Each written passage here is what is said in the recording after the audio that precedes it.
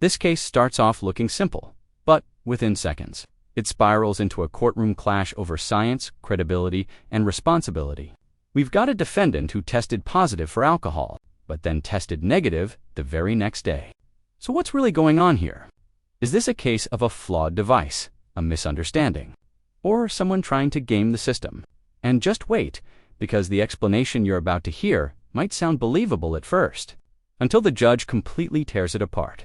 Stay with us, because this one takes a sharp turn into a debate over evidence, excuses, and accountability. Get rid of policy. All right, what's she going to do? Judge, she took an ETG the following day that came back negative. I know that there was a positive result with regard to the retesting. She indicated that she took the test, didn't realize that it came up positive, and then woke up the next day and saw the retest signals. Well, the key is still she drank alcohol, right? Well, she was negative the next day on the ETG. I don't usually give this excuse. Don't tell me. Don't tell me. Tell you. Tooth problem. She took some Listerine, which normally I would be cynical about. But she took ETG, the next day was negative. The court might remember this, she's got a pending OWI case where when we got the blood draw results back in January, it came back 0.33 and you gave her 3 days in jail. All of her other alcohol tests have been negative. So Wait a second. Did I sentence her on that? no, it's a Romulus case, but you sense the violation for picking up a new case. We had to wait for the blood draw results to verify. We got the results back, they were 0.33. So the court determined that was a violation and gave her 3 days in jail on that. That was January 6th of 2023, we sentenced her on that. I get it. Somebody who's been 0.33 and then they go this long of a time with all negative tests. Well, I get it, but you're arguing at this point. Is she going to plead guilty to the violation or is she going to have a I hearing? guess Right here is where things start getting legally interesting. The court is weighing two different types of alcohol testing: the SoberLink breath test, which showed a positive result, and the ETG test, which came back negative the next day. Now, ETG tests can detect alcohol consumption over a longer period, so a negative result might seem like strong evidence in the defendant's favor. But here's the catch: timing matters. Alcohol metabolizes quickly, and low-level readings can disappear within hours. The judge is already thinking ahead. Even if the ETG is negative, does that actually disprove the earlier positive reading? Or does it just mean the alcohol had already left her system? we wouldn't contest that the SoberLink came back with a positive result. You wish to plead guilty? I'd ask the court to accept it, no contest plea, especially in light of the fact she's got a pending OWI case. Is she on bond on that? Yes. And the next court date on that is March 26th. Not a second, but if you haven't gone to court, you haven't gone to court at all on that? Yeah, I have it next week, And she hasn't on the retained, 26th. she hasn't retained attorney on that case. And I wouldn't want to do anything here. Yeah, but this has nothing to do with that, right? And it's not even, if she hasn't been arraigned on that, doesn't even violate a bond condition. If she said she hadn't been to court on that case. If she hasn't been to court on that case, no bond has been set yet. No bond conditions have been set yet. Right? You haven't been to court on that case yet, right? First court is on the 26th. So, I mean, I can't bend it and say no contest. So she's either gonna have to plead guilty or we're gonna have a hearing. Then judge, I'm telling you up front, we're not going to contest the SoberLink. If that's the violation, we're not going to contest the SoberLink had a positive reading. But what she would say is that she did drink alcohol. If she's gonna tell me she didn't drink alcohol, I'm gonna have to have a hearing anyway. So do you need to have a hearing for the ETG result that she took the next day? No, I'll take notice of that. I'll believe that. Judge, and I do have proof of that ETG, and that ETG test she took was a lab confirmed test, and she did send it off. It wasn't just an instant, it did come back negative. Now, here comes the key defense. It's one we've seen before in similar cases. The defendant claims the positive reading came from using mouthwash, specifically Listerine, right before the test. On the surface, that might sound reasonable because mouthwash does contain alcohol. But here's the big question. Can it really produce a reading as high as 0.032? And even more importantly, why didn't she follow up with the required retests that could have cleared her immediately? That's where this story starts to fall apart. What do you think, Honest? Mistake or convenient excuse? Okay. So I'm going to swear you in. Raise your right hand. You solemnly swear or affirm on penalties of perjury. Testimony you'll give in these proceedings will be the whole truth self you got. I do. Okay, go ahead. I have one violation, Your Honor, failed to refrain from consumption and or possession of alcohol. The defendant submitted to a breath test through the SoberLink device on February 21st at 11:36 a.m. with positive results of 0.032% of blood alcohol content. The defendant then failed to submit to the retest as follows on the 21st at 11:51 p.m. At the following day then on February 22nd of 2026 at 12:21 a.m. The following day, again at February 22nd of 2026 at 12:51 a.m. Again, the same day at 1:21 a.m. Again at 1:51 a.m. and again at 2:21 a.m. Again, she failed to do all of the retests. We had a conversation about it again. She is aware if you do blow positive onto the device, if it is related to an environmental factor, that's why it forces you to do the retest. If it was an environmental factor, that retest would have proven that she would have blown zeros. She did submit again, like she has already stated, to a EGD test the following day on February 22nd. That did result in a negative result, Your Honor. Okay. Any questions of Ms. O'Donnell? Yes, how does the device make a signal the user on the test? Yep, so once they submit to the device will tell them test submitted. If it says test submitted, they're all good. If it comes back as not being submitted, meaning that if there's a positive test, it'll state on the device retest in 15 minutes, and then it'll alert them to It test. tells them what. It'll show on the device. Yes. Make a sound. I believe it does make a beeping sound. I'm not 100%, but it does say retest on the device. I know that. So you know for sure it says retest on. That's how they've explained the device and stuff. Yes. No. Does your client wish to testify? Does your client wish to testify? Yeah. Raise your right hand. You solemnly swear or affirm on the penalties of perjury, the testimony you'll give in these proceedings will be the whole truth, so help you God. Yes. Okay, go ahead. On the dating question, did you take your sober test? How do you test? Yes, it was 11:36 and I had just got out of the shower, I brushed my teeth and I used Listerine because my wisdom tooth was coming in and it was swollen in that area. So I used mouthwash to clean it and then I said, oh, I gotta blow. I blew, shut the case, went to bed and seen it the next morning that it said that because I'm so used to I haven't drank in over 5 months. So I know it was negative. So I took myself to drug test that next morning. You mean your color wasn't called? No.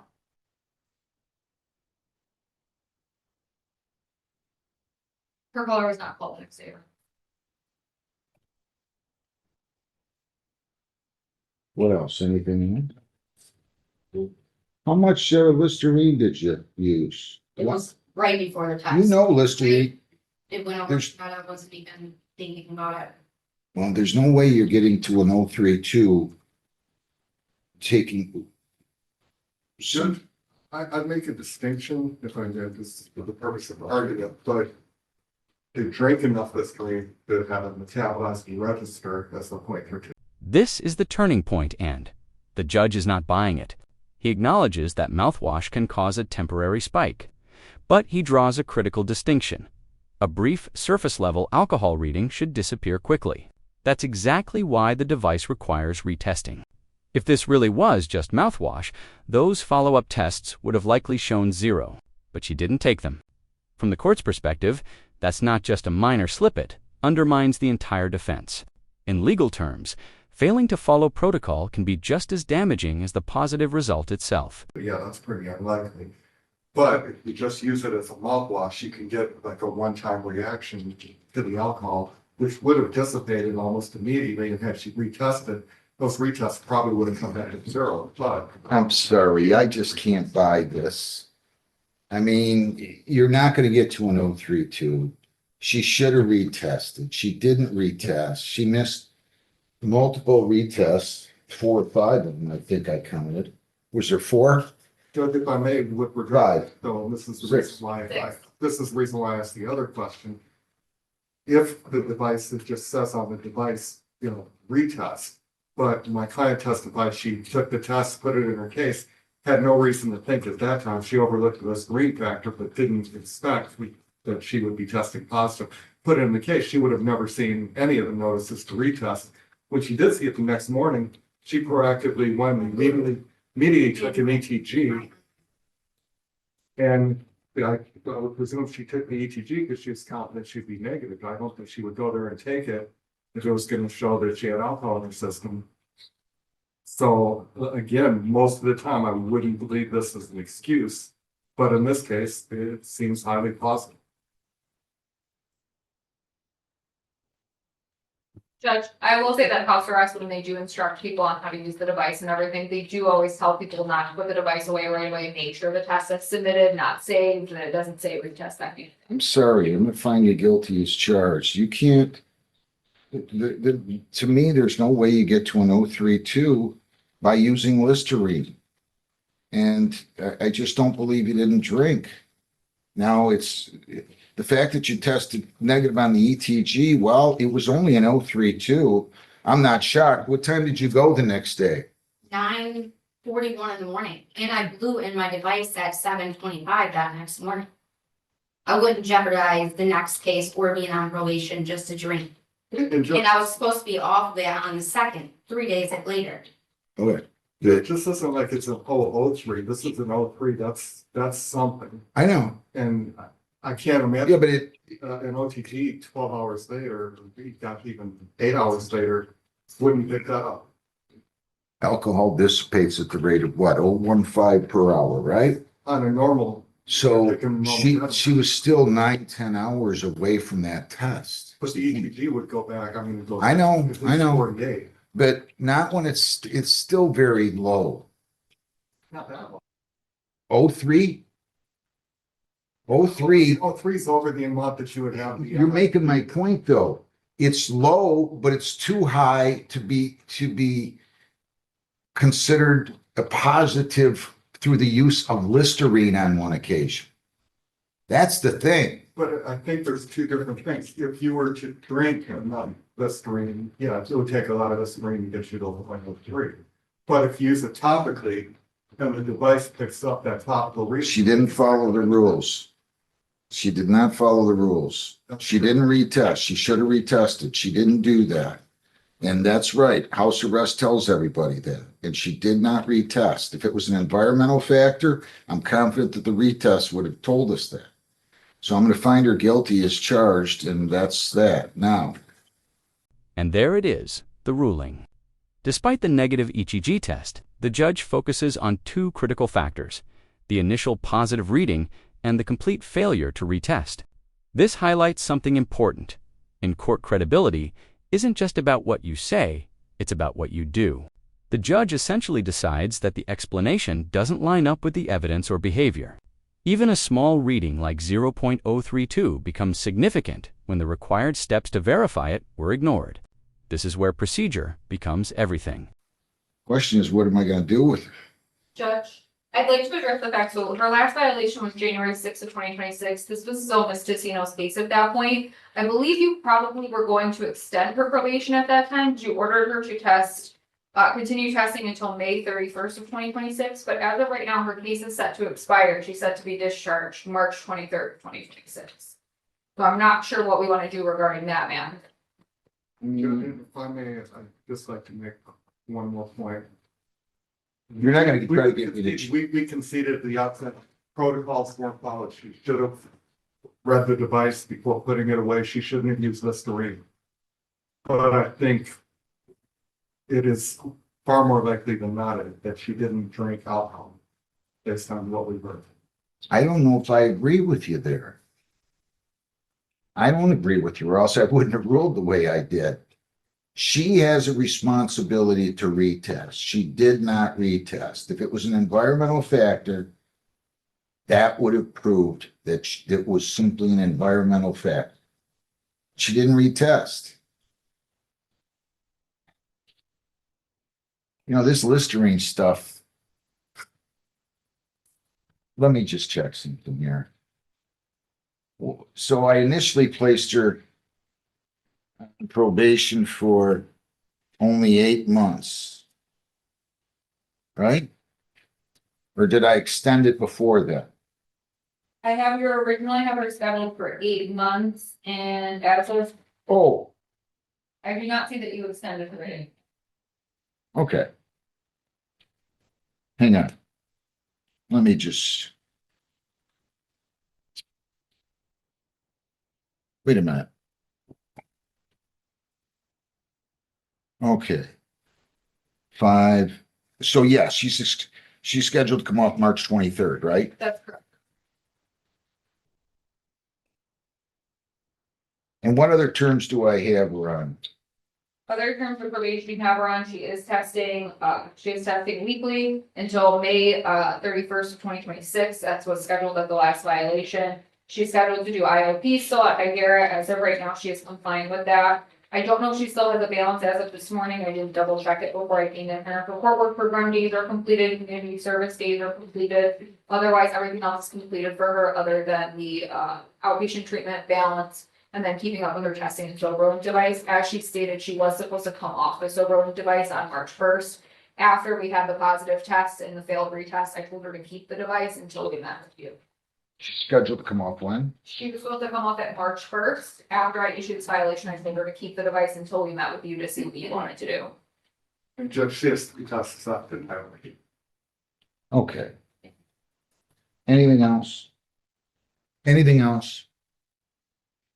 No. Pay costs of 25. I'm extending your probation till July 23 of 26. Additional probation fees of 80 for a total of 105. Serve 8 hours of community service by April 30. Remain on the SoberLink device until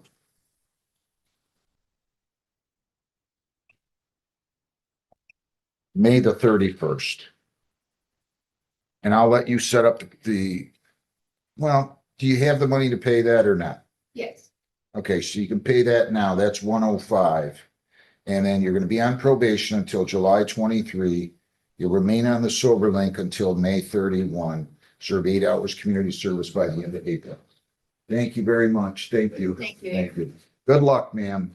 In the end, this case comes down to a simple but powerful principle.